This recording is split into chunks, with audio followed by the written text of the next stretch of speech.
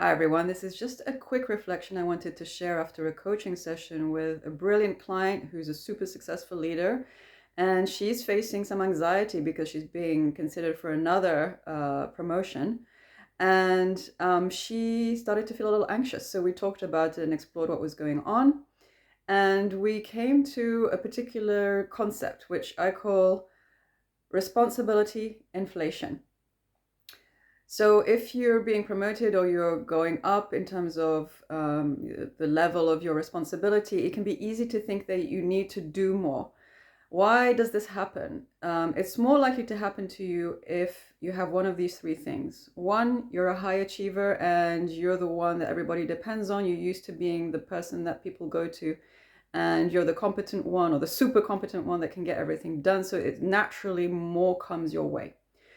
Two, you're a woman or you're in a minority group, and so you maybe have a belief that you have to work harder to get more recognition, and some of that may be true because of the systemic factors, but it can result in taking on more responsibility than you need to. Three, it's that you have some kind of imposter syndrome, some version where whatever you do isn't enough and you need to keep proving and achieving more. So what can you do? Well, it depends on your mindset, on your beliefs, on the situation and so forth, which is why one-to-one coaching is important if you're really committed to sort of doing your own work around these issues. But there are also general principles. So number one, of course, you have to delegate. As you increase in level of responsibility, your role is changing. It doesn't mean you have to do more. It means you might have to do different things which have more impact.